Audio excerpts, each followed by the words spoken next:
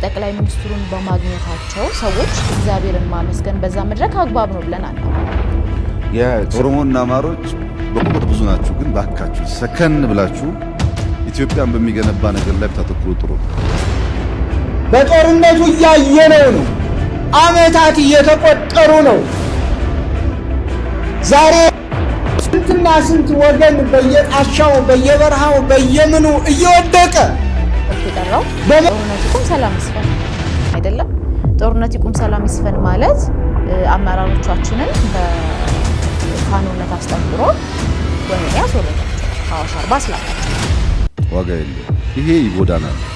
በዚህ መንገድ የምትነግዱ የፖለቲካ ነጋዴዎችም እባካችሁ አስቡበት። ለምሳሌ ኦሮሞና ጠቅላይ ሚኒስትሩ ስብሰባ አቋርጠን ሌላም ማሳጣት አይጠበቅብንም። የዕለት ተዕለት ተግባሮቹ በራሱ እንትን ይሉታል የሚያሳጡ ናቸው። ለምሳሌ ምን ያሳጡታል? ጦርነት ያሳጣዋል፣ የዲፕሎማሲ ክስረት ያሳጣዋል። ብዙ መግለጽ አሁንም ስገልጽልህ መንግስትን ለማሳጣት የሚል አይደለም። ሰላም ለእናንተ ይሁን። እንደምን አላችሁ? በያላችሁበት ሰላም ለእናንተ ይሁን። በአዲስ መረጃ በሰባር ቪዲዮ ተመልሻለሁኝ። በዛሬው ቪዲዮ የማሳያችሁ እንግዲህ አንዲት ትንታግ ሴት ጠቅላይ ሚኒስትሩ የጠራውን ስብሰባ ረግጣ በመውጣቱ የደረሰባትን እናያለን ማለት ነው። ጠቅላይ ሚኒስትሩ ምን አላት፣ እሷስ በምን ጉዳይ ነው የወጣችው? ይህንን የማሳያችሁ ይሆናል ማለት ነው። እንዲሁም ደግሞ ብፁዕ አቡነ አብርሃም ጨከን ብለው ጦርነት ይቁም፣ ጦርነት በቃን፣ ብዙዎች በልቂት ወድቀዋል ብሎ ተናግሯል። ድንቅ የሆነ መልእክት አስተላልፏል። እሱን የማሳያችሁናል ማለት ነው። እንዲሁም ሚስትረ ስላሴ የተባለች አንድ ሴት ጦርነት ይብቃ በማለቷና ይህንን ጥያቄ ለጠቅላይ ሚኒስትሩ በማቅረቧ እንዲሁም ጋዜጠኛውን ያፋጠጠችበት መንገድ እጅግ በጣም ድንቅ ሆኗል። ጋዜጠኛውን ምላሽ እስካተው ድረስ ማለት ነው። ጋዜጠኛው ፍጹም አልቻላትም ይችን ሚስትረ ስላሴ የተባለች ሴት ማለት ነው። የማሳያችሁናል ማለት ነው። ሁላችሁም ቪዲዮ ላይክ ማድረግ እንጀምር። ሰብስክራይብ ድን ማታረጉት ለምንድን ነው የማታደርጉት? አሁን አድርጉ። ትናንትና የሰማሁት ነገር ስለገረመኝ እንደው እስኪ ትንሽ ልናገር ብዬ ነው። ሊቀ መላኩ ቅዱስ ገብርኤል በዕለተ ቀኑ እውነታችንን አወጣልን 3 ደቂቅን ከእሳት እንዳወጣ እያሉ እነዛ ሌባ ቲክቶከሮች ሲናገሩ ሰማው።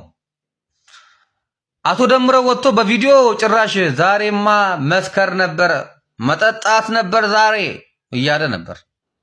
መጠጣት ነበረ ዛሬ ደስ ብሎኛል። የሌባ አይነ ደረቅ መልሶ ልብ አድርግ። ደምረው አብጠ ትፈነዳታለህ እንጂ ድጋሚ ይሄንን ቢዝነስማ አሰራም። ይሄንን ቢዝነስ ንቀታችሁ ደግሞ ለኛ ያላችሁ ንቀት ደግሞ ህዝበ ክርስቲያኑን እንዴት ብትንቁት ነው ግን እንደዚህ በቃ የምትዳፈሩት?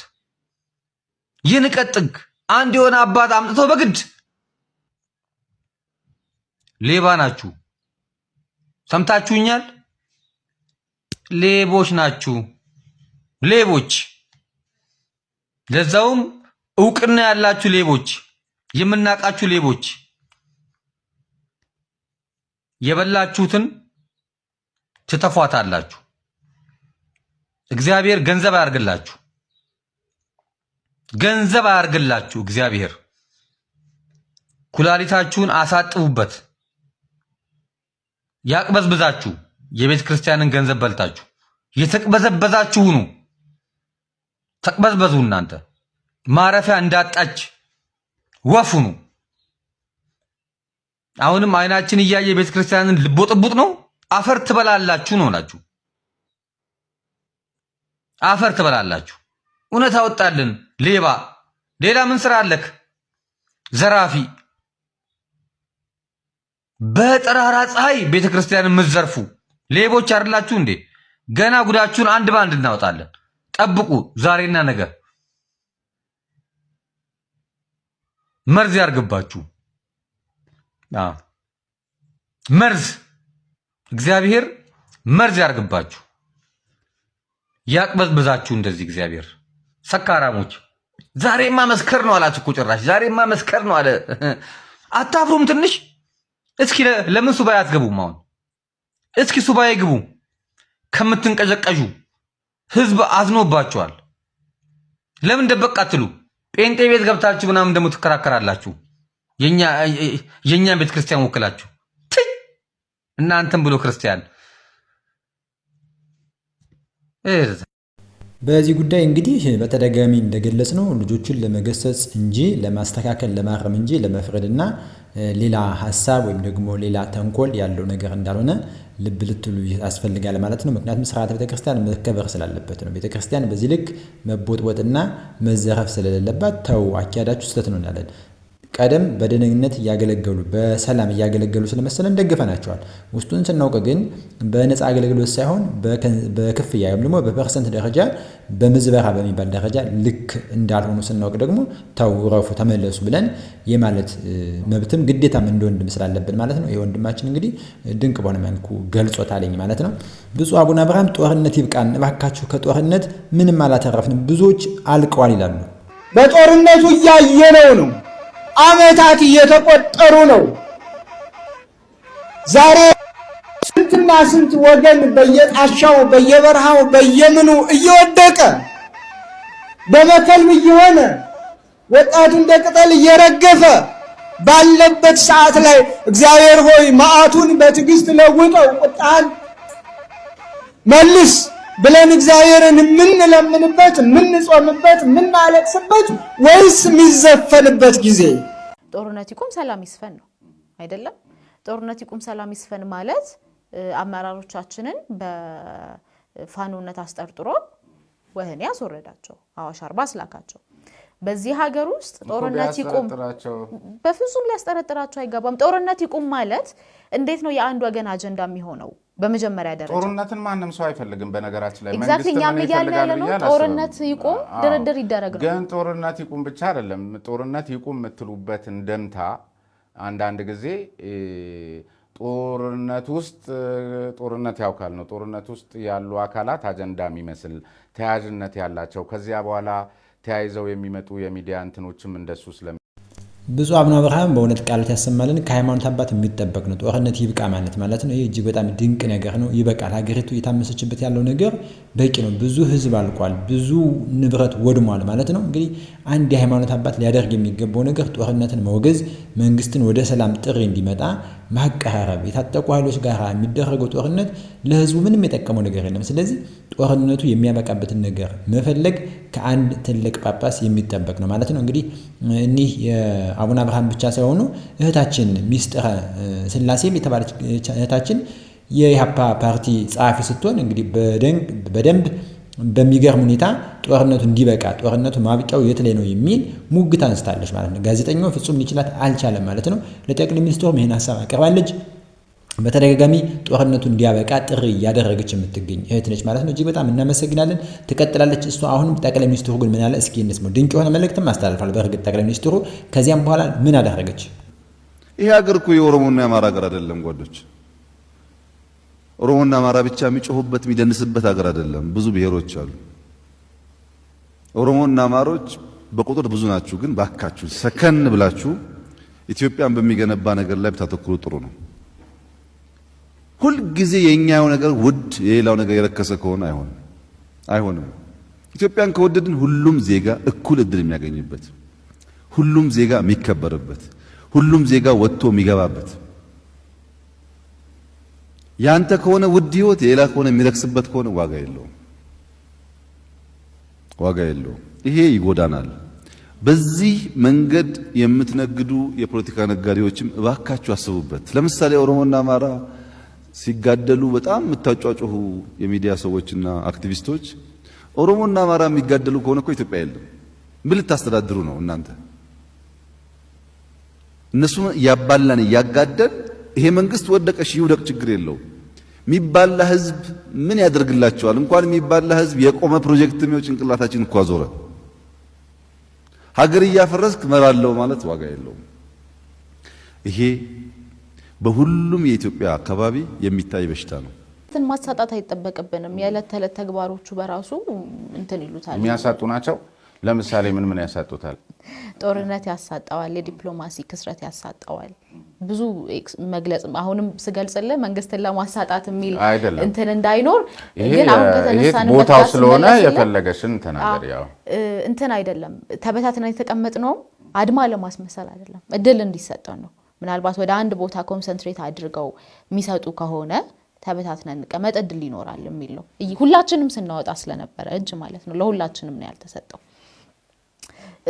ስለዚህ ያድማሽ አይደለም ተደራጅቶ መግባትና መንቀሳቀስ እኮ ኢህአፓ በቃ ዋና እንትኑ ነው አይደል? የድሮውም ኢህአፓ መቼም ፓርቲ አይደለም። ግን በደንብ እርግጠኛ ሆኜ ልነግርህ የምችለው ረግጦ የመውጣት ፍላጎት ይዘን አይደለም የገባነው። ጥያቄዎቻችንን የማቅረብ መልሳቸውን የመስማት ፍላጎት ይዘን የገባነው። እንግዲህ ተርን ኦፍ ኢቨንትስ እዛ ጋር አደረሱን። አልሆነም፣ መጠየቅ አልቻልንም። በቀጥታ ወደ ማብራሪያ ተገባ። ምንድነው የምናደርገው? ማብራሪያ ስሙ ቢሉን እና ብንሄድ ረግጠን መውጣታችን ልክ አይሆንም ነበር። እንወያይ ተብሎ ነው የተጠራ ነው። ውይይት ቦዝዌይስ ነው፣ ልክ አሁን እያደረግን እንዳለ ነውና ከአንዱ አቅጣጫ ብቻ ከሆነ የምንሰማው በየቤታችን ቴሌቪዥን አለ፣ በየእጃችን ስማርት ስልክ አለ፣ ማብራሪያውን እዛ እንሰማዋለን። ሚስጥረ ስላሴ የተባለች ትንታግ ፖለቲከኛ አንደበቷ የሚያምር በጣም አፈወርቅ የሆነች ርትው አንደበት ያላት በጣም የሚገርም አገላለጽ ነው የምትገልጸው። እና እንግዲህ በዚህ ልክ የጦርነቱን ጉዳይ እንዲያበቃ ፈጽሞ ጦርነቱ ምንም አይነት ውጤት እንዳላስገኘለን መንግስት የተለያዩ ሰዎችን በማድረጉ በተለይ ጦርነቱ መንግስትን እንዳሳጣው ለመንግስት የሚጠቅም በሆነ መልኩ ንግግር አድርጋለች። እጅግ በጣም ድንቅ ነው። እናንተ እንዴት አያችኋት እችን ሴት? እስቲ ሐሳባችሁን በኮሜንት ላይ ጻፉ። ብዙም እንግዲህ የሚደንቅ ነገር ያያችሁ ይመስለኛል ብዬ አስባለሁ። ስለዚህ ሴት የምታስቡት ነገር ምንድነው? ሐሳባችሁን አጋሩን ማለት ነው። ጠቅላይ ሚኒስትሩም የተናገሩ እጅግ ድንቅ ነገር ሁለቱ ትልልቅ ክልሎች ወይም ደግሞ ብዙ ህዝብ ያላቸው ክልሎች በሚያደርጉት ሽኩቻ ብዙ ነገሮች እየጣን ስለሆነ ከዚህ ነገር መቆም መቻል አለበትና ይህች ሚስጥረ ስላሴ የተባለች ሴት መጨረሻው ምንድነው? እንግዲህ የጠቅላይ ሚኒስትሩን ስብሰባ ረግጠው ወጣለች። በምን ምክንያት ነው? እስኪ እንመልከተው። ጠቅላይ ሚኒስትሩን በማግኘታቸው ሰዎች እግዚአብሔርን ማመስገን በዛ መድረክ አግባብ ነው ብለን አናምነው። ስለ ሀሳብ ልልና በጣም ትናገራላችሁ ሀሳባችሁን የምታስተላልፉበትን መድረክና እንደውም አንድ ሚዲያ ላይ አንቺና ሊቀመንበሩ ይመስሉኛል ስትሰጡ የሉም የሀሳብ መድረኮች የሚል ነገርም አንስታችኋልና ማን ያዘጋጅላችሁ? እናንተስ የሀሳብ መድረኮችን ለማዘጋጀት ምን ያህል ጥረት አድርጋችኋል? ምን ያህል ሞክራችሁ አልተሳካላችሁም? ከዚያ ባሻገር ደግሞ የተዘጋጁ መድረኮችንም ረግጦ በመውጣት ደግሞ እንደ ኢህአፓን የሚስተካከልም የለም እና እንዴት ነው ከዚህ ጋር? ስለ ሀሳብ ልዕልና ስታወራ የሁሉም አካል ሀሳብ መከበር አለበት በሀሳብነቱ አይደለም። ስለዚህ ይህ ሀገር የጋራችን ነው። የሆነ ሰው ተለይቶ የሚሰጠው ወይ ለጠቅላይ ሚኒስትሩ ወይ ለብልጽግና ፓርቲ ወይ ለሌሎች ፓርቲዎች ተለይቶ የሚሰጥ ለኢህአፓ ፎር ዛት ማተር ተለይቶ የሚሰጥ ነገር አይደለም። ስለዚህ ለምሳሌ ይመስለኛል ለማንሳት የፈለከው የጠቅላይ ሚኒስትሩን ስብሰባ አቋርጠን ወተን ነበር። ሌላም አንድ ምናልባት በዚያ ጊዜ አንቺ በአመራር ደረጃ ላይ ያለሽ አይመስለኝም እንጂ በተደጋጋሚ ይሄ የምክክር ኮሚሽኑም ጋር የተያዘ እንደሱ አይነት ትከሻ መለካካት በጣም አይችባችኋለሁ። እኛ ከማንም ጋር ትከሻ አንለካካም። አላማችንም እሱ አይደለም። እንዳልኩ በሐሳብ ልዕልና ነው የምናምነው። በሐሳብ ልዕልና ስታምን ደግሞ አንተ ብቻ አይደለህም ማመን ያለበት። ኤቭሪ ፓርቲ ወይም ደግሞ ኤቭሪ ስቴክሆልደር ሊያምንበት ይገባል። ለምሳሌ ጠቅላይ ሚኒስትሩን ስብሰባ ስናይ በአካልም ስለነበርኩበት በደንብ የተሻለ ኤክስፕረስ አደርግልሃለሁ ብዬ ስላሰብኩኝ ነው። አጀንዳዎች ነበሩን ከኛ ከፓርቲ አመራር ብቻ ሳይሆን እንዳልኩ ከአባላቶቻችንም ከምንም ቢነሱ ይበልጥ ይጠቅሙናል ብለን ያልናቸው ሀሳብ እንግዲህ ሀሳብ ነው ይዘን ሄድ ነው። በዛ መድረክ ላይ እኛ ብቻ እናንሳው የሚል ትምክህት ወይም እንዳልኩት ትከሻ መለካካትም አይደለም። ይዘናቸው ሄድናቸው ጉዳዮች አልተነሱ። በአጠቃላይ ምናልባት የጦርነት ሁኔታ በተወሰነ መልኩ ተነስቶ ሊሆን ይችላል። ነገር ግን መነሳት በነበረበት ዲግሪ ምክንያቱም ምንድነው በጣም አንገብጋቢ ኢሹ ነው ብለን ስለምናምን ከዛ ደግሞ ሀገራዊና ክልላዊ ፓርቲዎች አሉ አይደለ? እዛ ውስጥ ሀገራዊ ፓርቲ ስትሆን የሆነን ክልል ብቻ ሀሳብ ይዛ አይደለም የምትሄደው አይደለ? ኦን ፔፐርም ቢሆን ነው ማወራ። ስለዚህ ለሀገራዊ ፓርቲዎች አንድ እድል ተሰጥቶ ከተመሳሳይ ክልል ለመጡ ፓርቲዎች በተደጋጋሚ መሰጠቱ it doesn't sit right with us። መነሳት አለባቸው ብለን የምናስባቸው ሀሳቦች አልተነሱም። መሀል ላይ አይደለም አቋርጠን ሄድ ነው። ተደጋጋሚ የጥያቄ እድል እስከሚያበቃ ድረስ ቢፎር ብሬክፋስትም ከዛም በኋላ ሞክረናል። በጣም በተደጋጋሚ እድል እንዲሰጠን አልተሰጠንም። ሲንጸባረቁ የነበሩ ሀሳቦች ቀድሞ ተዘጋጅተው የሚመስሉ ለምሳሌ ምንም ችግር እንደሌለ ሁሉ ጠቅላይ ሚኒስትሩን በማግኘታቸው ሰዎች እግዚአብሔርን ማመስገን በዛ መድረክ አግባብ ነው ብለን አናምነው። ይዘነው የሄድነውን ህዝብ ቢትሬ ማድረግ እንደሆነ ነው እኛ የምንረዳው። አይመስገኑ አይደለም ይመስገኑ የሚመሰገኑበት ጉዳይ ካለ ወይም ማመስገን የሚፈልግ አካል ካለ በዛ ዲግሪ ግን መሆን የለበትም ለዛውም መነሳት ያለባቸው ጥያቄዎች አሉ ይያለን እየጠየቅን እድል ተነፍጎን አይደለም መሆን ያለበት የመድረኩ ዓላማ ያስላልሆነ የኢፌዴሪ ጠቅላይ ሚኒስትር ዶክተር አብይ አህመድ እንግዲህ በጠራው ስብሰባ ላይ እጅግ ድንቅ የሆነ መልእክት አስተላልፈዋል ሁለቱ ብዙ ህዝብ ያላቸው የሁለቱ ክልል ታላላቅ ክልሎች ሰከን ብለው ፖለቲከኞች ሰከን ብለው ሊያስቡ ይገባልኝ ህዝቡን ወደ አስፈላጊ ብሔርተኝነት መጓተት ወደ አስፈላጊ ትምክህት ውስጥና መለያየት ውስጥ የሚከቱ ነገሮችን ሁሉ ማራቅ እንደ ሀገር የሚጠቅም ነገር ስለሆነ ይሄንን መያዝ መቻል አለበት በሁለቱም ክልል ያሉ ሰዎች ምክንያቱም ሀገሪቱ የሁለቱ ክልል ብቻ አይደሉም አጠቃላይ የ100 ምናምን ሚሊዮን ህዝብ ሀብት ንብረት ነች ባለቤት ሁሉ ይዛ ነው እንጂ የሁለቱ ክልል ብቻ ባለቤትነት የሚሰማው ፖለቲከኞች ካሉ ይሄንን ማቆም መጠበቅ አለበት ማለት ነው እንግዲህ ይቺ አንደበተ ርቱዕ ትንታግ የሆነች ፖለቲከኛ ሚስጥረ ስላሴ የተባለ ሴት እንደ ስሟ ሚስጥር የሆነች እጅግ ድንቅ የሆነ ጥያቄ አቀርባለች የህዝቡን ነገርም አንጸባርቃለች በተለይ ጦርነት ይብቃን የሚል ነገር በደንብ ተናግራለች እና ጠቅላይ ሚኒስትሩን እንዳስታጣቸው አድርጎ የሚናገሩ ሰዎች አሉ ይሄ ግን እንደዛ ትክክል አይደለም አስታጣቸው ብሎ ጋዜጠኛው ሲናገር ስለነበር ማለት ነው እንደ ፓርቲም በማሳጣት ደረጃ ሳይሆን ሀገሩ ላይ ያለው ነገር ይፋ ያደረገችና ጦርነት ይብቃን ይሄንን ያለችው ሚስጥረ ስላሴ ብቻ ሳትሆን ብፁዕ አቡነ አብርሃምም ጦርነት ይብቃ ብዙ ህዝብ ወደመ ብዙ ሀብት እንዳልሆነ ሆኗል ስለዚህ ብዙ ቤት መፈናቀሎች ብዙ ነገሮች እየፈረሱ ስላሉ ጦርነት ባካችሁ ይብቃን እስከመቼ እርስ በርስ እንዲህ ተዳምተን ይሆናል ማለት ነው እና ሁላችንም ባካችሁ ጦርነት ይብቃ ያልና በኮሜንት ላይ ለሚመለከተው አካል ሁሉ እናስተላልፍ መልእክታችን ድምጻችንን እናሰማ ጦርነት ለማንም የሚጠቅምም የሚበጅም ስላልሆነ በተደጋጋሚ አየነው እንደ ሀገር ብዙ ነገር ነው ያጣነው እንጂ በጦርነት የተጠቀመ ማንም ሀገር የለም ማለት ነው ስለዚህ እርስ በርስ ያለው ጦርነት ይብቃ ወደ ውይይት ወደ ድርድር እንዲቀርቡ እንግዲህ እቺ ሚስጥረ ስላሴ ጠይቃለች ማለት ነው በነገራችን ላይ ይሄንን ስብሰባ ጥሎ መውጣት እንዴት ትመለከታላችሁ እናንተ ስብሰባ ረግጦ መውጣት ምን ይመስላል በእናንተ ዙሪያ እስኪ ሐሳብ አስተያየታችሁን ስጡ ለዛሬ ነበር ቪዲዮ ይሄን ይመስላል ሰላም ለእናንተ ሰላም ቆዩ